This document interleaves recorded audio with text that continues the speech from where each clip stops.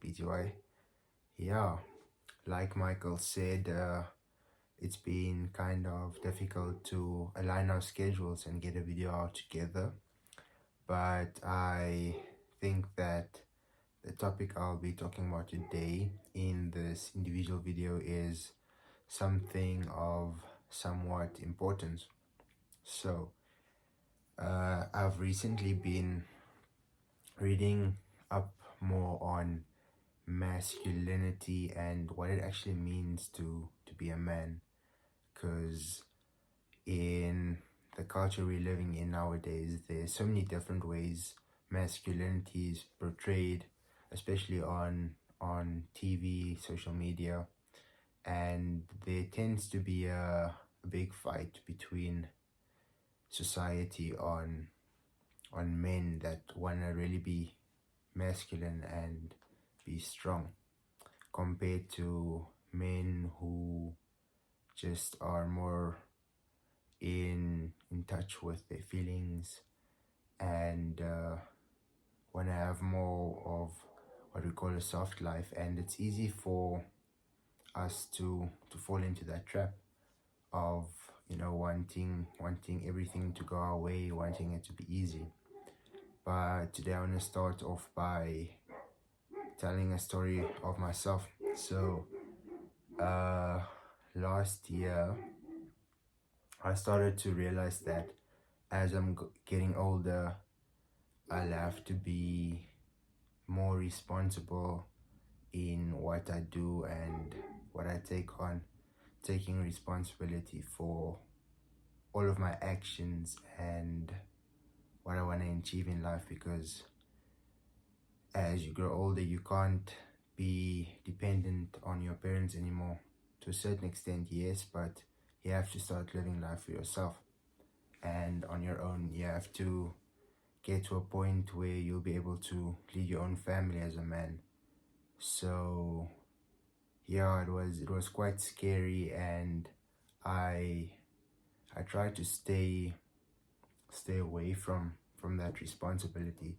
I tried to make myself smaller so that I would have less of an impact, and meaning that if the impact is smaller, then there's less responsibility.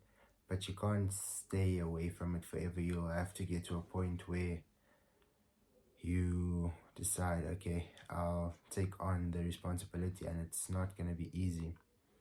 It's going to be challenging, and that's good, that's cool, because I feel that as men, we aren't called to an easy life, especially from a Christian perspective.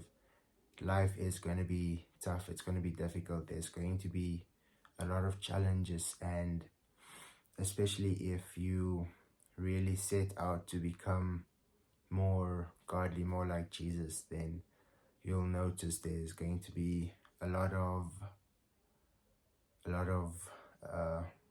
what's the word, but yeah, a lot of people are going to be against it, and it's you're going to get a lot of attacks, and then you have to be able to stand strong and remain true to your beliefs, your standards, your lessons. So getting on to my second point here, I'd like to zoom into Daniel. So he's a biblical character, a man after God's heart. Yeah.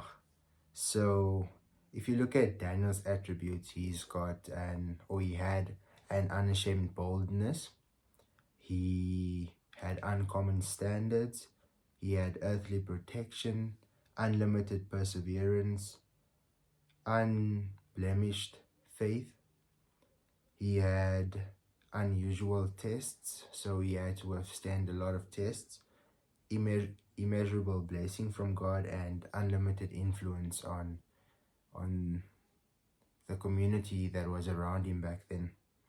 And if you take a look at Daniel's life, you will see that he disciplined himself into having a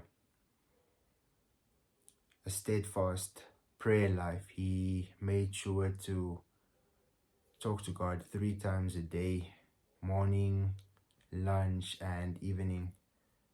And he made sure that he'd spend that quality time with him. He also spent a lot of time in reading the Bible. He made sure that he knew scripture, and he was able to stand on that scripture when testing times came. We all should be aware of the story of where Daniel and his friends were thrown into the lion's den.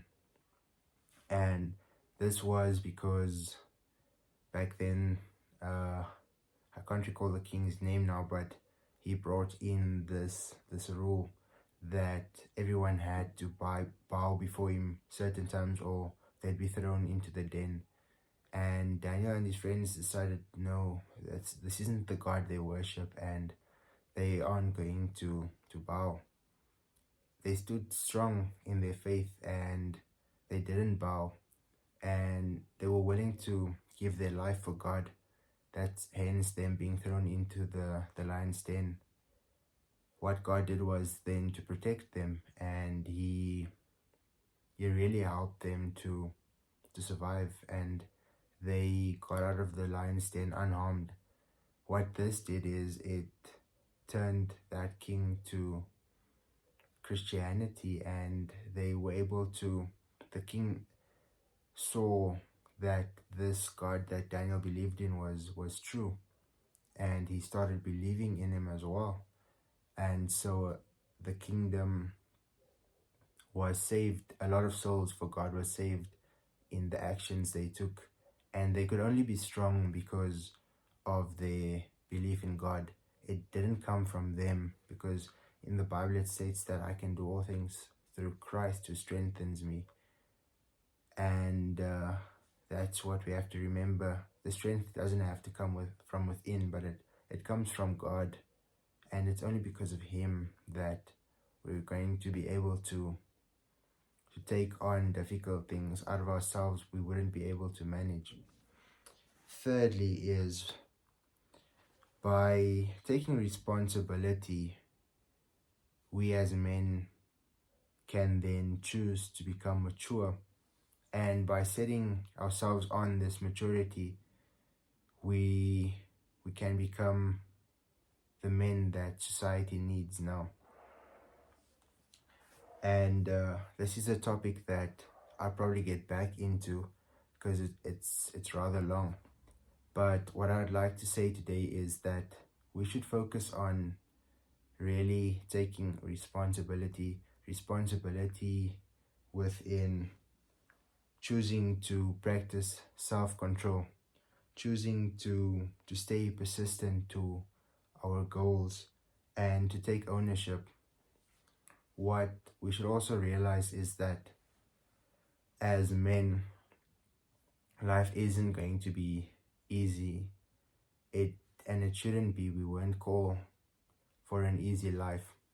We were called to be hardworking and just keep pushing, working towards making an positive impact on society. You know, not just being there for a good time. And even in this difficulty, we'll find immeasurable joy. And this joy will come because we decided to work hard and to set ourselves up for leaving a positive legacy one day, for helping those that come after us by setting a good example, and even leaving an inheritance for our children, being the father figures that they can look up to. And this all comes by deciding to take responsibility and making sure that we've got the right principles and morals in place, especially in how the world is today, where there's such a lack of morals and striving for this freedom, which is actually not freeing after all, because everyone tries to go with the flow, and we fall to the standards of this world, and it's difficult to stand against it and to set our own standards and stick to them, especially in today's time. So by taking this responsibility, we will be able to, you know, leave an example that our children can follow one day, setting up them and helping them to be able to live with their standards and not conform to the world. So yeah, that's what I've got for this topic today. So I think what we'll call this little theme that it's gonna have another part. It's masculinity portrayed in historical times, and what we'll do is I would like to study the historical figures and especially like the males, and see how they lived their lives so that we can take the lessons they provide and apply it to our lives. So if you've enjoyed this video, make sure to like the video, make sure to comment if there's a special historical figure you'd like me to look into, and also just to give your opinions on this topic. If you haven't already subscribed, do so, and you'll follow us, a community based YouTube channel where we'd like to grow together with you, and we focus on all sorts of topics, basically just to help us become better than who we were yesterday. Cheers.